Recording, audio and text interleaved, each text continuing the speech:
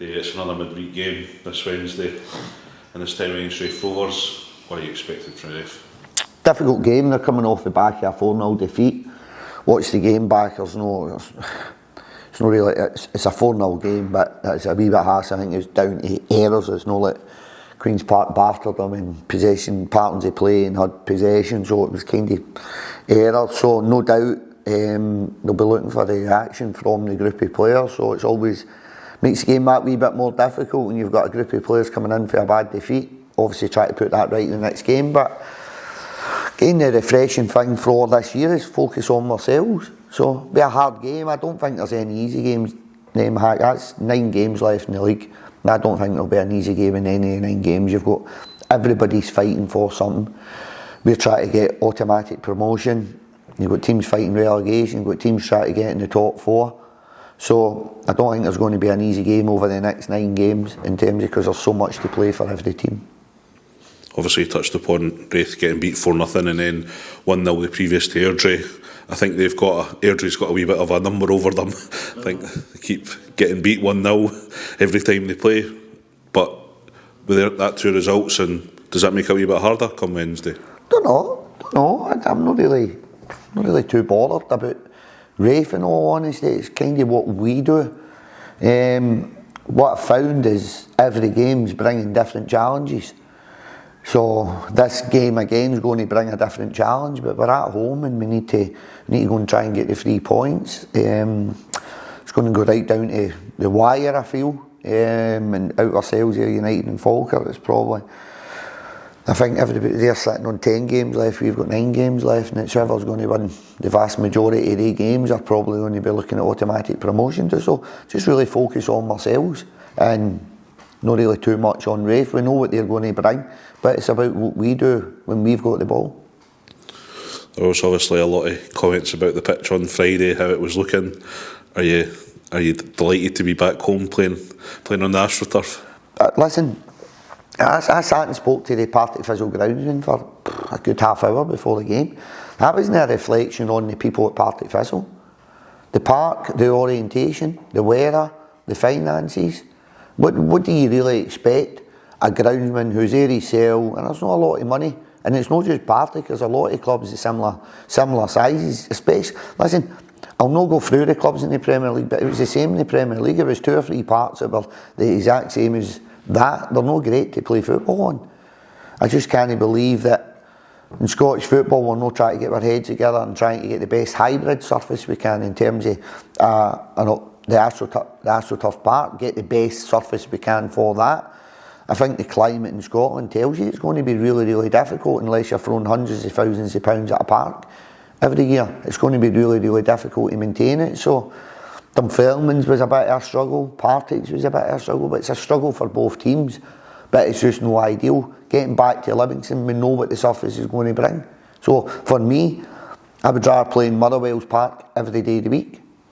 Motherwell, Rangers, Celtic, Hearts, great surfaces. They're £1 million parks. I'd rather play in them every day of the week, but the reality is that's not going to happen.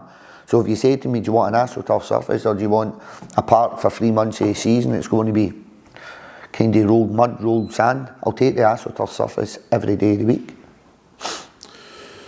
You changed shape against Partick early doors. I know you talked about focusing on ourselves, but would you prefer for them to have changed, or do you think that?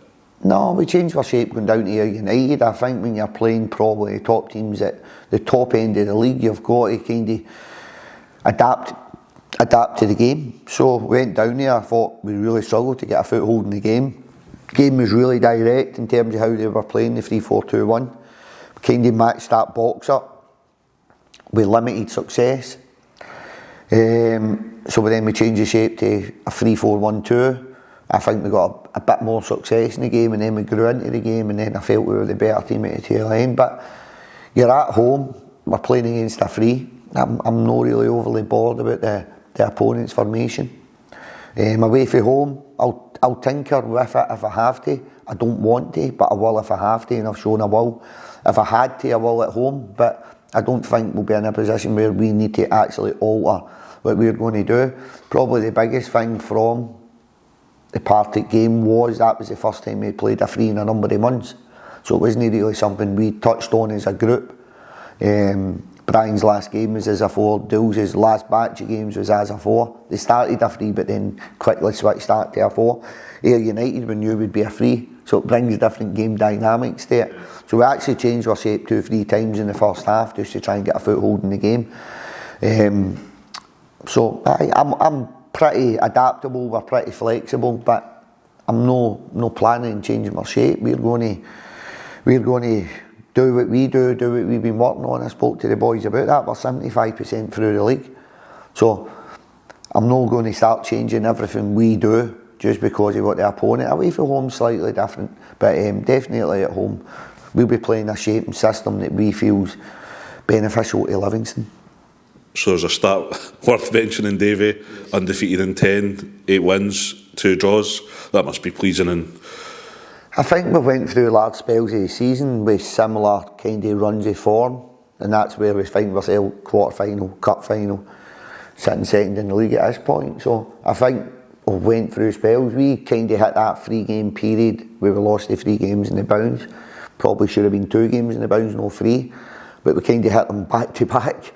Whereas other teams have maybe went on 7 games, lost a game, went 6 games, lost a game, so it felt a wee bit worse for us. But I think we've had real periods of consistency throughout the season. You look at the start, I think it was something unbeaten in 11, something along the lines, the first batch of games. Then the second one, it was a wee bit more sporadic, but we did go on a wee run. This one again, we've managed to build unbeaten in 10, and then you're now going into we've got 11 games left, hopefully 12, hopefully 13. But at this point in time, as I sit here, there's 2 cup and 9 league games. Hopefully then we can now kick on and go into another running form. So that unbeaten in 10 for me is kind of part, it's done. We need to go again, we need to look at these running fixtures that we're coming into. And listen, I think if we could go unbeaten in 10 again, we'd be in a really, really good place. Coming at the last stretch of fixtures, Davey, is this batch of fixtures harder with more on the line, with teams looking to go up and teams... I've answered that earlier on. I think that's what you're alluding to there. You've got teams that's got much more to play, so every game probably carries more weight now. Start of the season, you lose a game, you can catch it up. You lose a game now, it's going to have serious consequences in terms of your league position. So everybody's got something to play for. There's no more games to kind of atone for your errors, if that makes sense. So people are fighting relegation, people are trying to get in the top 4, and obviously teams are trying to get automatic promotion. So I think the games do become a wee bit more difficult in terms of what's on the line for that club. And there can't be many clubs, there may be 1 or 2, but there can't be many that's no fighting relegation or no fighting top 4. At this point I can't think of any within the batch of clubs that are sitting fairly, maybe 1, fairly they're not going to get relegated and they can't get in the top 4. So there's a lot to play for every club, which makes the games a little bit more difficult. Does that make being involved in the Championship a little bit more exciting, with there's always probably something on the line? Yeah. I think the Championship's competitive. I think it's competitive for a reason. Budget's only 25 times more than other teams. Budget's only 4 or 5 times more than teams. There's a difference in the budgets from top to bottom, but it's not that significant that the bottom team can't be picking points up on a regular basis. So I think the money, the finances available to these clubs kind of dictate that it's going to be a competitive league. You've still got to spend that well, but it makes it a much more competitive league. So for me, yeah. The Partick game on Friday didn't play our best. Maybe last season we probably would have lost that game, but you know, a point is probably a point gained. I think it's a good point coming the end of the season. If Partick shape up the way they did and they play the way they do, I thought they pressed us really well. I thought they played with a real intensity, but I think you've seen that 65 minutes onwards. We'd played on Tuesday, but probably Partick boys were coming down with cramp. They'd put a lot into the game. So I think if Partick approached their last run of fixtures in kind of a similar manner to how they approached our game, I think they'll start picking points up and they'll be trying to push for top 4.